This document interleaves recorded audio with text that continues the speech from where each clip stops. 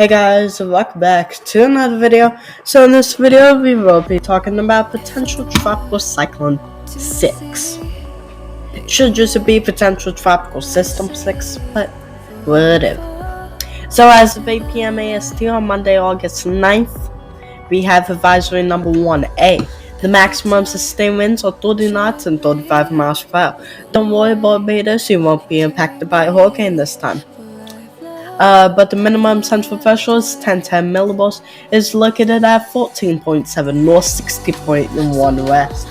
The movement is west-northwest at 13 knots or 15 miles per hour.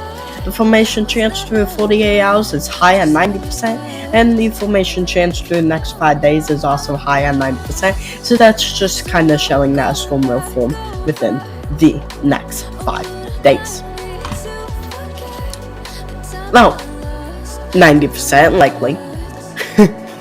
So here are the key messages for potential tropical cyclone 6. 1.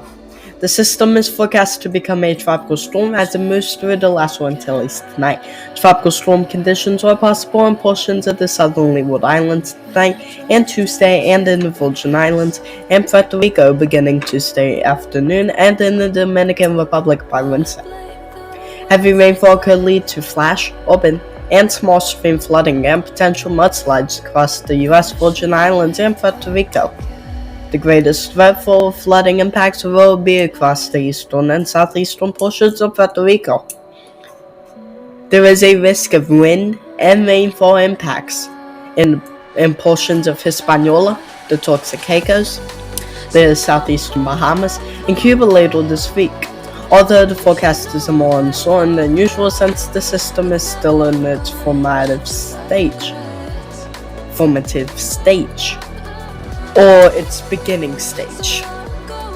The main reason is, I'll show you whenever we go to the warnings cone and static images, which will be next. Interested in these areas should monitor the system's progress and updates to the forecast. Interested in the remainder of the Bahamas and Florida should monitor updates to the forecast for the system, but it's too soon to determine what, if any, impacts could occur there by late this week or this weekend given the uncertainty in long-range forecast. So here we go. So we have Hispaniola here, Dominican Republic, and Haiti. But we're having 10,000 plus feet, which is bad if for it to go over if the system wants to continue living, which I assume it does. Everybody wants to continue living. But so we're having a high pressure up here, plus some fronts. The fronts will die down this high pressure, so it might go straight into Haiti and Dominican Republic, might go south if it's even weaker than what we expect, or it might go on the same track and affect southern Florida, or it could flank on, or it could flank a bit north. If it's a stronger system than we expect, go through Puerto Rico and the U.S. Virgin Islands. Hopefully it won't affect the Bahamas, Grand Bahama. But it could launch north, which is less of a possibility because this high pressure ain't as strong. If it was as strong, then it would hook it to about Haiti and Dominican Republic and then hook it north. But we aren't seeing that because we do have a front that is dying down this high pressure. Don't worry, y'all. The rocket level really cool at 8/10/2021. So here is the earliest reasonable arrival time for tropical storm force winds. Puerto Rico is about 2 p.m. EST. Dominican Republic and Haiti are from Tuesday 8 p.m. to Wednesday 8 a.m. Cuba starts of Wednesday 8 p.m. Same and Bahamas are Wednesday 8 a.m. and Florida is Friday 8 a.m. even if it does go that far, which is a very low possibility. So tropical storm wind speed probabilities are about 50 to 60%. And then so 50 knot winds, we are actually seeing 10 to 20%. So we are seeing a possibility for 50 knot winds or 58 miles per hour, which is near 60. So if you go down below this video, you will see the Puerto Rico / Virgin Islands threat and impacts down in the comments. And if you have any questions on the system, make sure to tell me. So we have the model intensity guidance. Edit this out. But we have 1, 2, 3, 4, 5, 6, 7, 8, 9, 10, 11, 12, 13, 14, 15.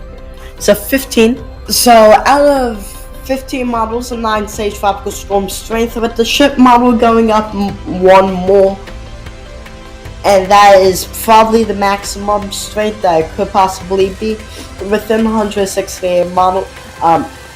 Owls is category 1 strength. Very unlikely for it to be category 2.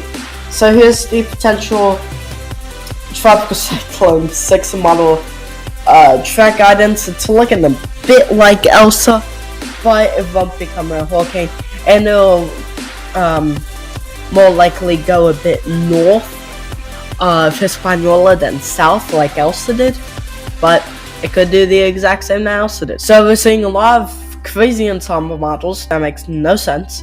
So we have a lot of the landfalls in Florida, Hispaniola, Puerto Rico, the Upper Lesser Antilles, Bahamas, Cuba, Florida, Louisiana, Mississippi, Alabama, and the GEPS are showing landfall in the Mid-Lesser Antilles, Puerto Rico, Hispaniola, Cuba, Bahamas, Texas, Louisiana, Alabama, Mississippi, Florida, Georgia-ish,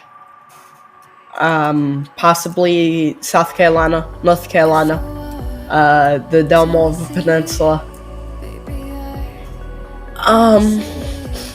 New Jersey, New York, Connecticut, Rhode Island, and Canada.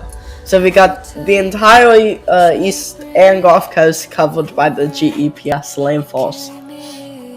So here is the infrared loop, Texas. Let's just wait. Okay, so we do see on the system that we see a lot of convection on the northern side, but the low pressure is located around here.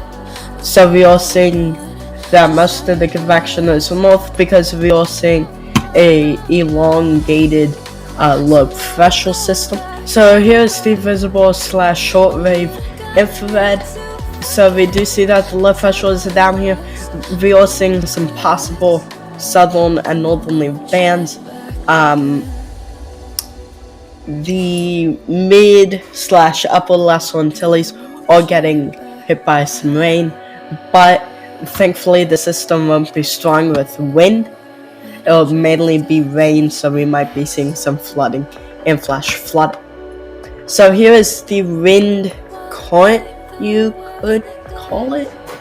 So we see that we had this elongated front because we don't see any circulation on the surface side, which is the main side that we are looking for to see if any what would you call it? Any wrapping of the system.